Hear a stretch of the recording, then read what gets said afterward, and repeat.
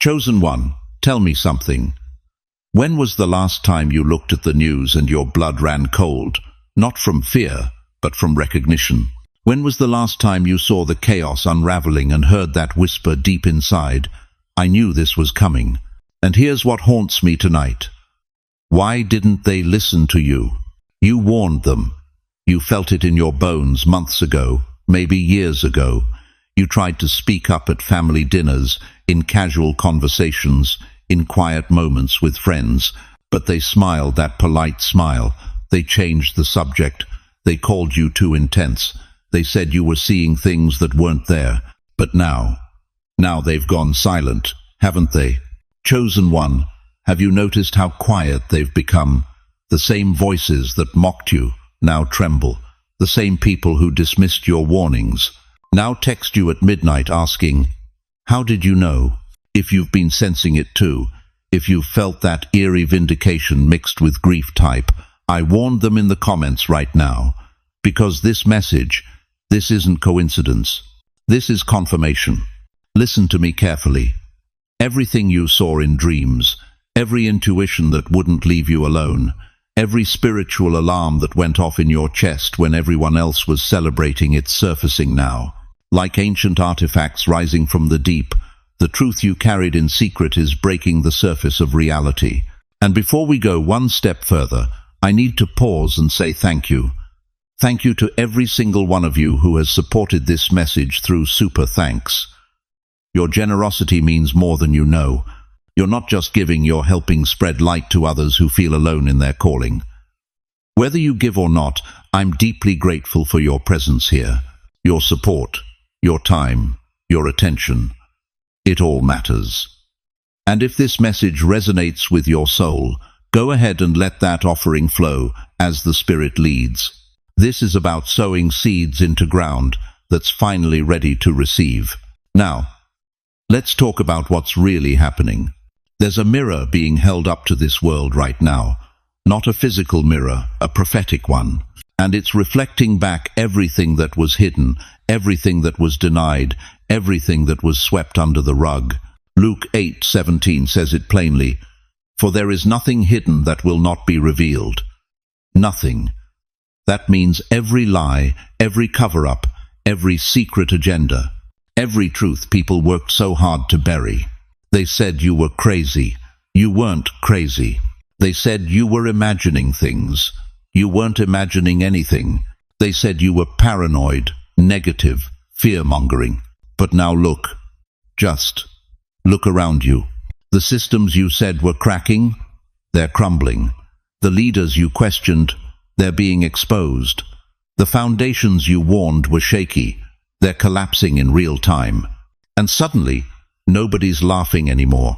But here's what's breaking my heart tonight. This isn't about being right. This is about being ready. You've carried this weight for so long, the weight of seeing what others refuse to see. You've spent years feeling like the crazy one at Thanksgiving, the pessimist in the prayer circle, the Cassandra nobody wanted to hear from. But God has been validating you all along. Every sleepless night when you prayed over this nation, every moment you felt the spiritual temperature drop, every time you knew something was off, even when everything looked fine on the surface. That wasn't paranoia, beloved. That was prophecy. You see, there's a prophetic clock in the spirit realm, and for years it's been ticking silently while the world partied on. But midnight is here now, and that clock just struck with thunder that won't be ignored. You're not late. Time just caught up with your spirit.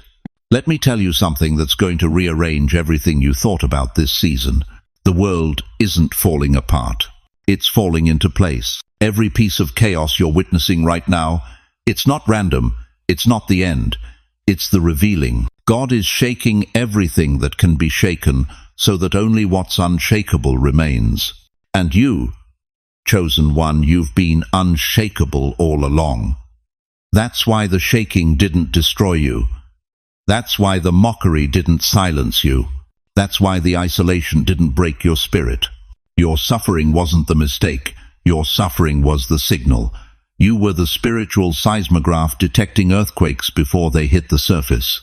You were the watchman on the wall, seeing the army approach while everyone else slept. And now it's time for you to understand why. Stay with me, because in the next few minutes, I'm going to show you something that will transform every ounce of pain you've carried into the most powerful weapon you've ever held.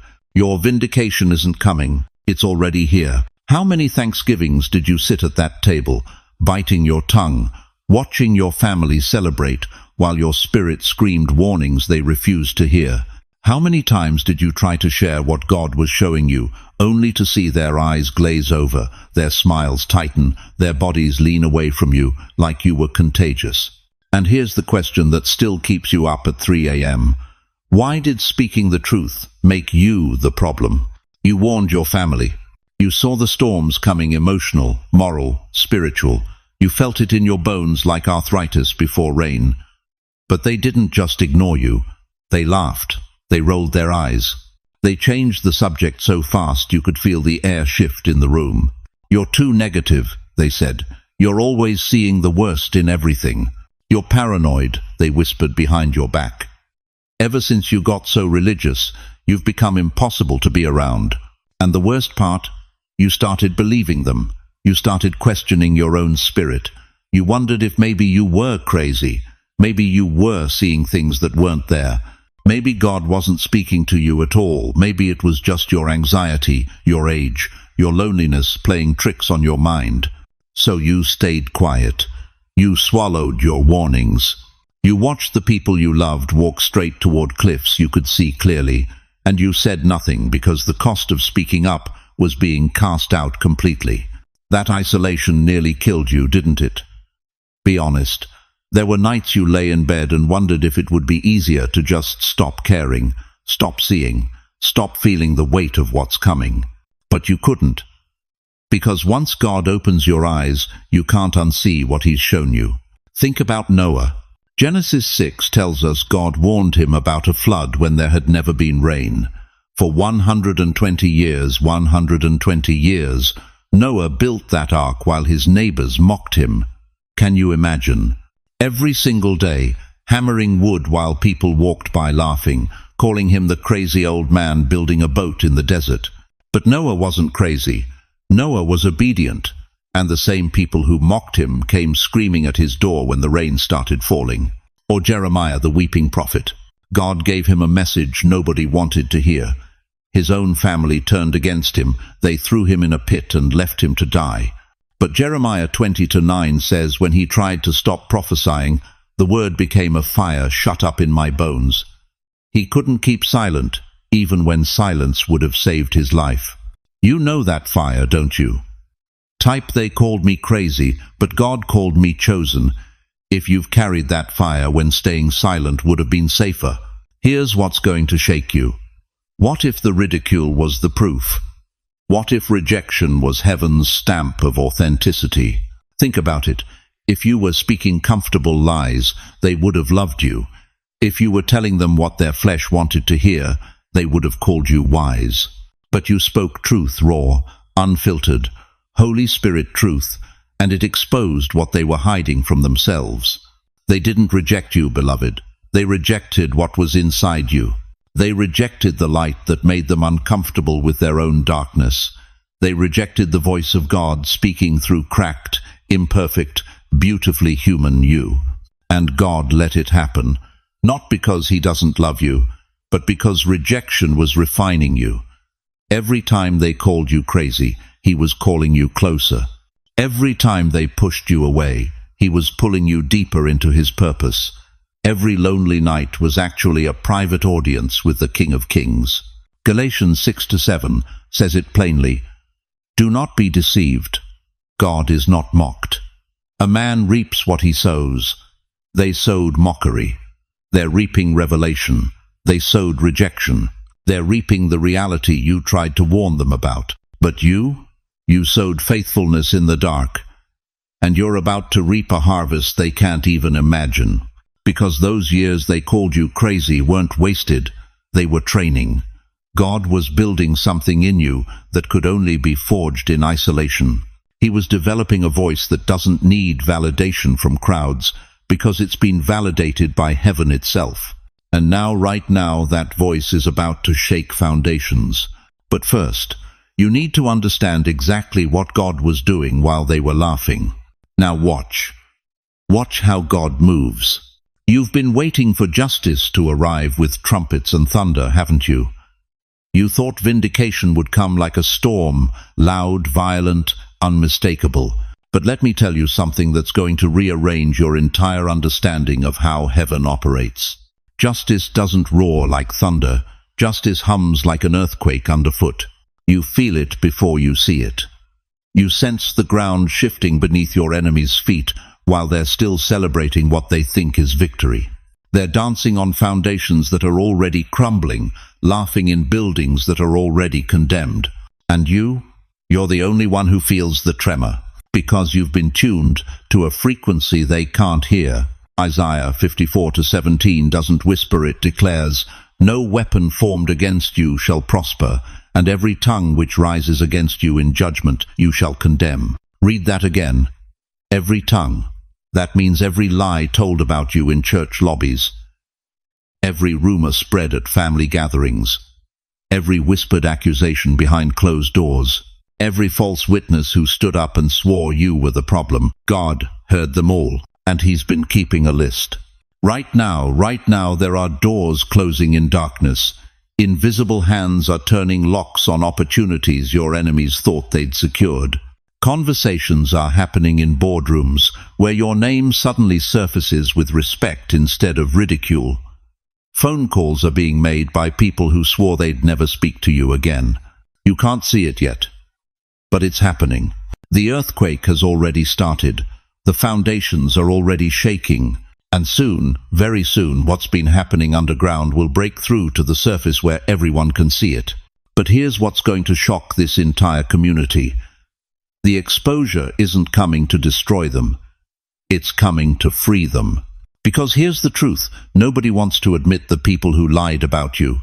They've been prisoners of their own deception. The ones who betrayed you, they've been carrying the weight of guilt like chains. The community that shunned you, they've been living under the curse of injustice they created. And God is about to set everybody free by revealing the truth. Secrets are surfacing like bodies in a flood. Lies are unraveling like cheap thread. Communities are whispering what they once shouted down. The very people who used your name as a cautionary tale are now using it as a confession. We were wrong about them. You know who else they were wrong about? Joan of Arc. They burned her as a witch. 25 years later, the church declared her a martyr.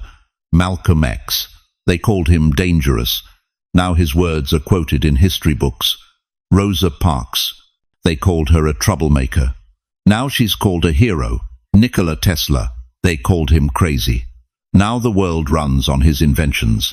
The pattern is always the same. First they condemn, then they crown.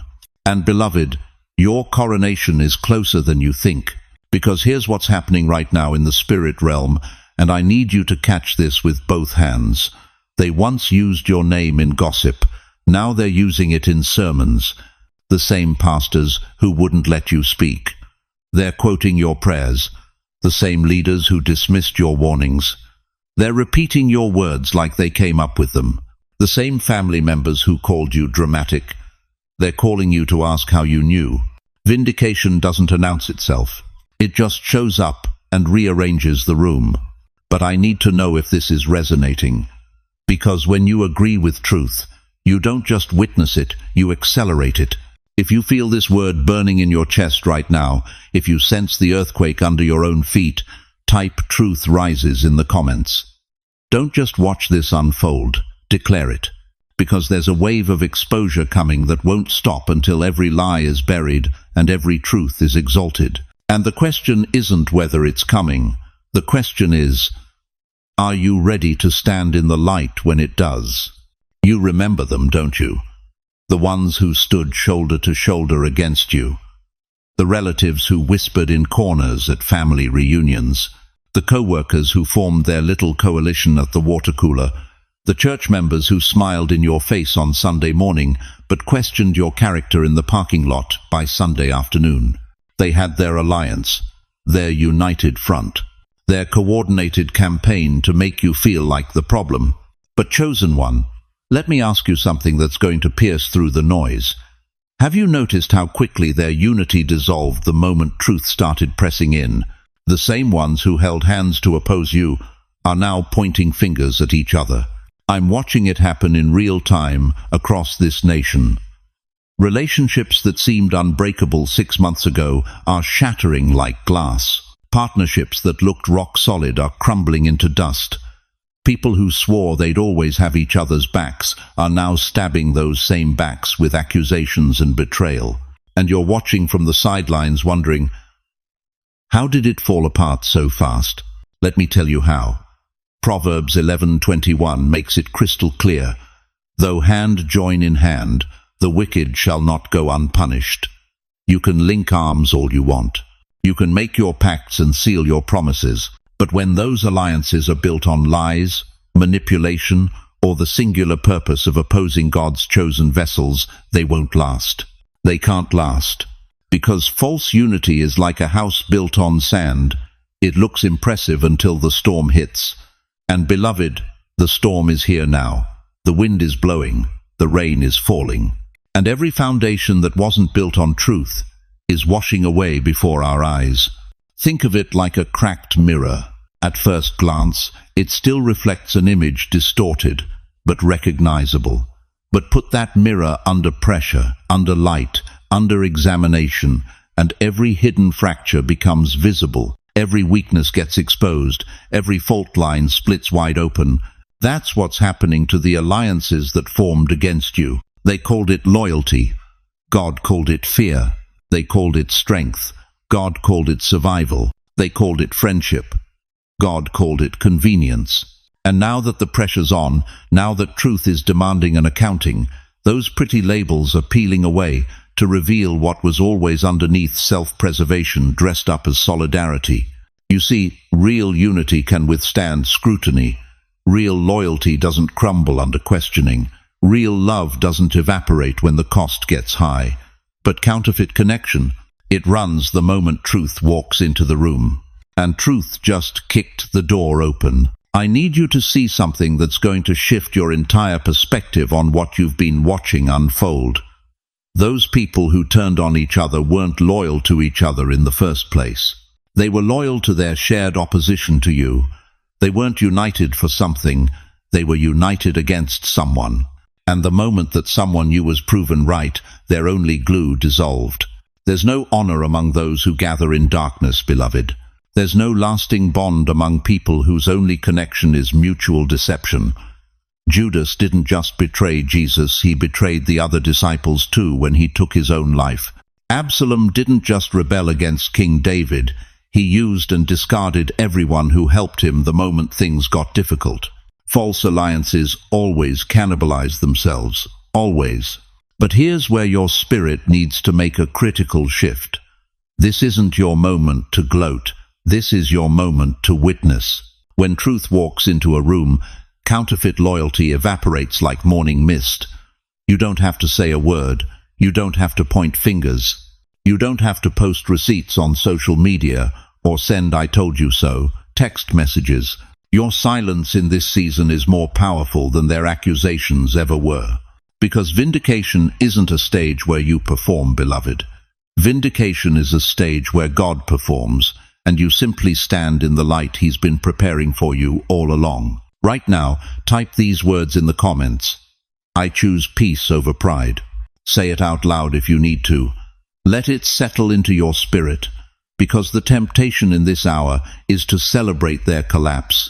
But God is calling you higher. He's calling you to compassion, even as He executes justice. He's calling you to witness His work without becoming drunk on their downfall. You were never supposed to be their judge, chosen one. You were always supposed to be their warning. And now that the warning has come to pass, now that everything you said would happen is unfolding in real time, your assignment isn't to dance on the rubble of their broken alliances. Your assignment is to stand ready for what God is about to do through you in the aftermath.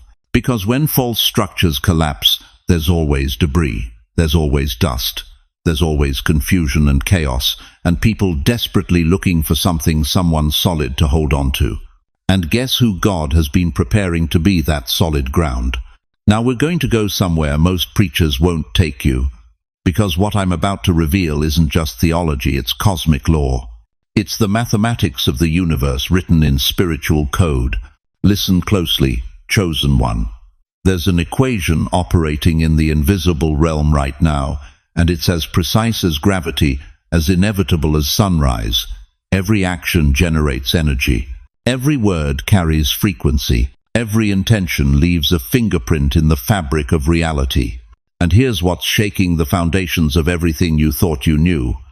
Energy charged with malice must return to its sender.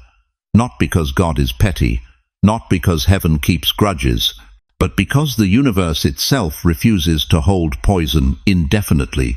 Think about it. When you throw a ball against a wall, it comes back to you. That's not the wall being vindictive, that's physics. When you shout into a canyon, your voice echoes back. That's not the canyon mocking you, that's acoustics. And when you send hatred, betrayal, or cruelty out into the world, it circles back.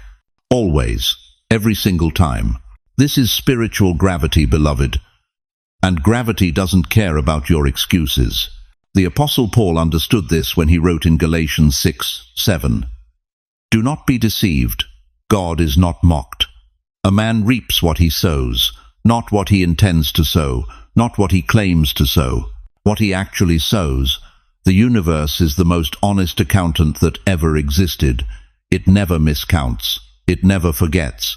It never loses the receipt. Every force meets resistance.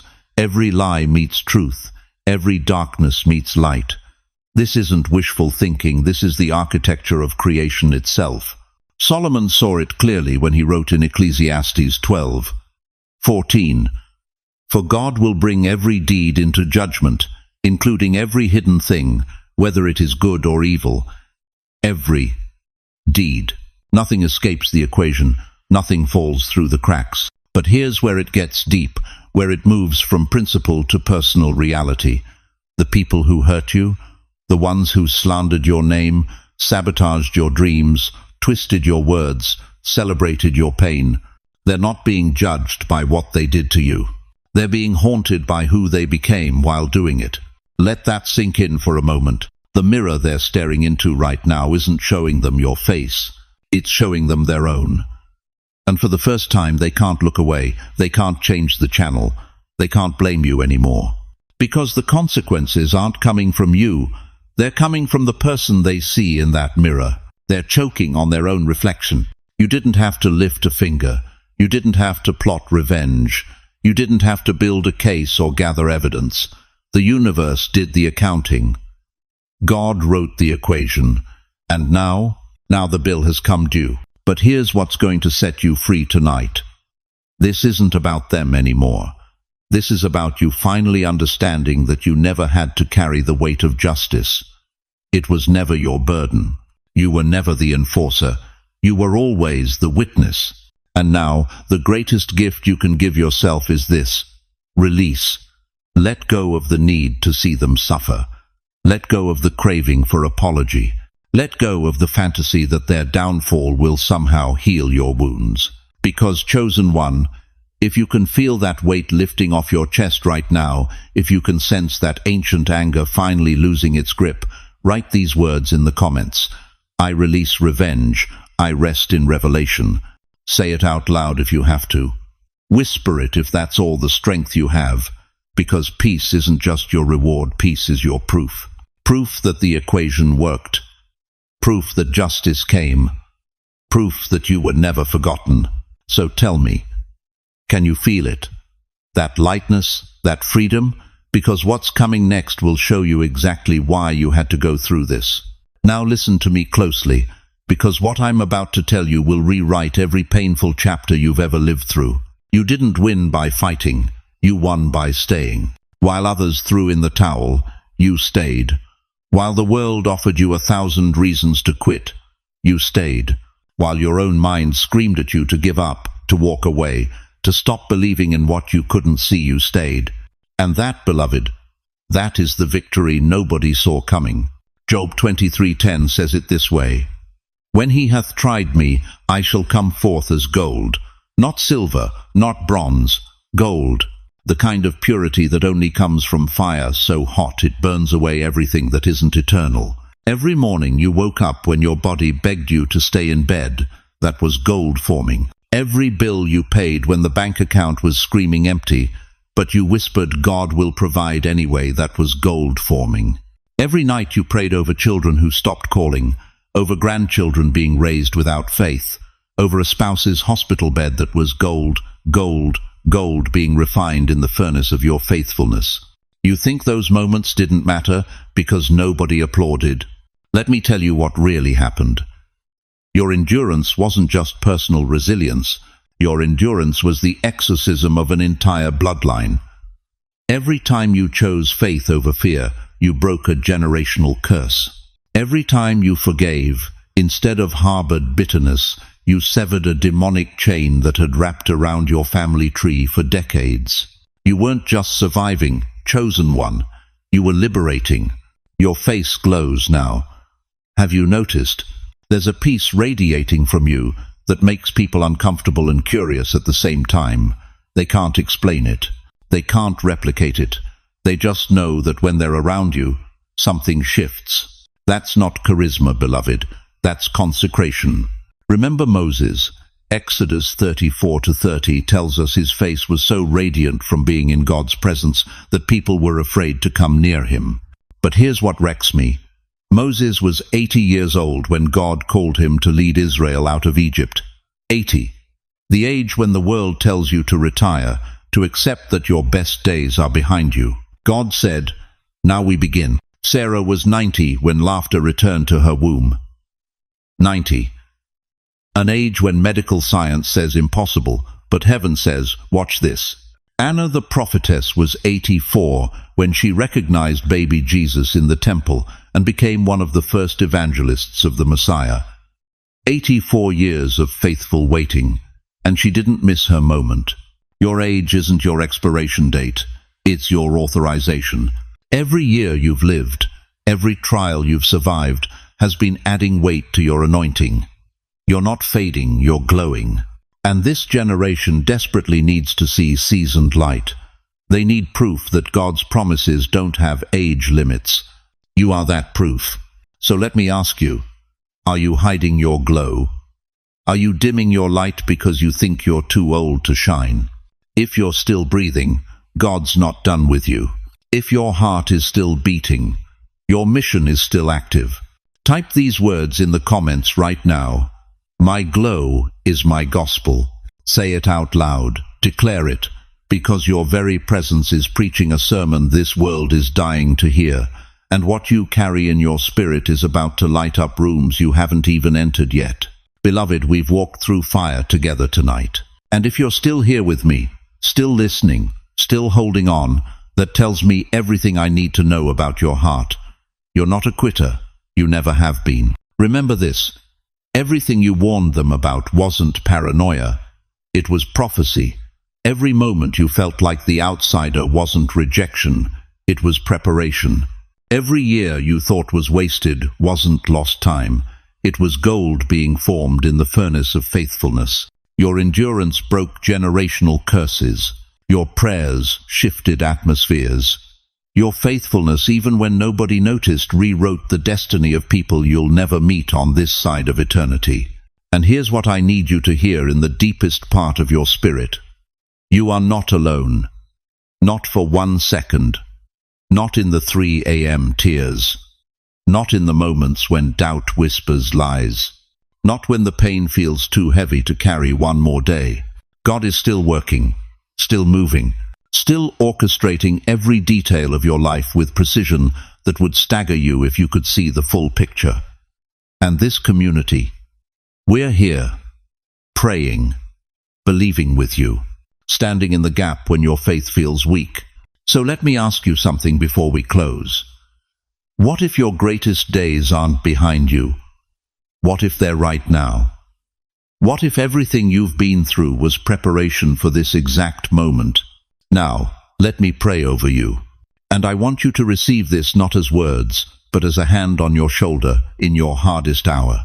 Heavenly Father, I come before you right now with every precious soul who has journeyed with us tonight.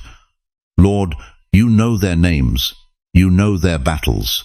You know the weight they carry that nobody else sees. I pray that you would flood them with your presence right now in their living room, in their bedroom, wherever they are. Let them feel you, not as distant theology, but as the God who is close, who is present, who has never left their side. Father, open every door that man has closed. Heal every wound that time hasn't touched. Restore every dream that disappointment tried to kill. Give them strength for today and unshakable hope for tomorrow. Bless their families, Lord. Protect their health. Provide for their needs supernaturally. And most of all, remind them daily they are chosen, they are loved, they are right on time. In the mighty name of Jesus, Amen. Now, beloved, I need you to do something. In the comments below, share one word that describes what you're feeling right now. Just one word. Let this community surround you. And if this message has stirred something in your spirit, share it with someone who needs to hear it. Someone who feels alone.